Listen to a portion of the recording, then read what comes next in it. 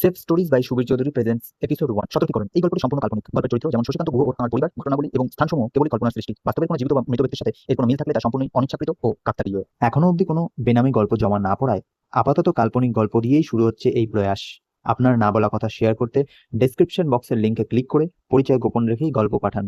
আপনার জীবনযুদ্ধের কঠিন পরিস্থিতি জয় করার গল্প হয়তো সাহস যোগাবে মনের কথা বলতে না পারা আরো অনেককে।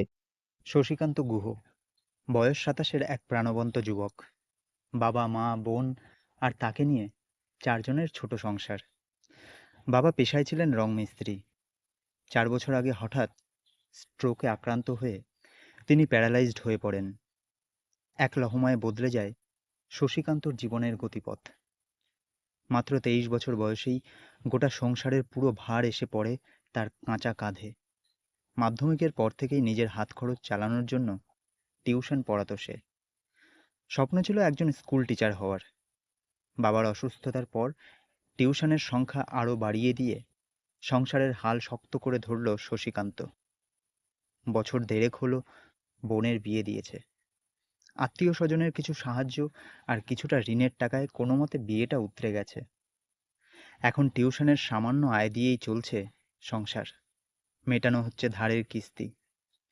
নিজের মতো যথাসাধ্য চেষ্টা করছে তার মা বাবাকে ভালো রাখার জন্য শশীকান্ত। দিন শেষে তাদের মুখে একটু হাসির আলো দেখতে পেলে শশীকান্তর মনে হয় সে হয়তো নিজের দায়িত্বটা একদম ঠিকঠাক পালন করতে পারছে। পাড়া প্রতিবেশী কিংবা আত্মীয় স্বজন সবাই এক বাক্যে বলে ছেলেটা বড্ড শক্ত। কিন্তু তার মুখের হাসির আড়ালে লুকিয়ে থাকা সত্যিটা কেউ জানে না। এই ৪ বছরে এমন একটা রাতও যায়নি যখন ঘরের দরজা বন্ধ করে অন্ধকারে নীরবে চোখের জল ফেলেনি শশীকান্ত। এক পাশে প্যারালাইজড বাবা, অন্য পাশে বয়সের ভারে নানা রকম শারীরিক সমস্যায় জর্জরিত মা। বাবা মায়ের ওষুধ আর চিকিৎসার বিপুল খরচ, সংসারের নিত্যদিনের টানাপোড়েন আর ঋণের চিন্তা, সব মিলিয়ে সে ক্লান্ত, নাজেহাল। তবুও সে হাল ছাড়তে রাজি নয়। বুক চাপা কষ্ট আর একলা লড়াইয়ের মধ্যেও তার মনে এক অদম্য জেদ। শশীকান্ত মনে প্রাণে বিশ্বাস করে অন্ধকারের শেষেই আলো আসে।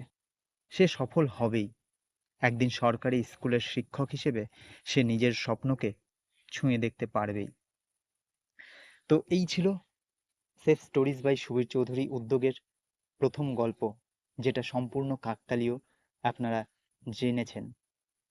এই গল্পের সাথে কোনো রকম বাস্তব চরিত্রের মিল নেই। আপনারা আপনাদের না বলা গল্প পাঠান কমেন্ট বক্সে দেওয়া লিঙ্কে ক্লিক করে, আপনার পরিচয় সম্পূর্ণ গোপন রেখে। ভিডিও ভালো লাগলে একটা ছোট্ট লাইক করে দেবেন, কমেন্ট করে দেবেন, জানাবেন কমেন্ট করে কেমন লাগলো। শেয়ার করবেন বন্ধুদের সাথে, আত্মীয় স্বজনদের মাঝে। চ্যানেলে নতুন হলে সাবস্ক্রাইব করে দেবেন, ফলো করে দেবেন। আপনার গল্পে হয়তো কোনো মানুষের বেঁচে থাকার দৃষ্টিভঙ্গি বদলে যেতে পারে। সকলে ভালো থাকবেন, সুস্থ থাকবেন।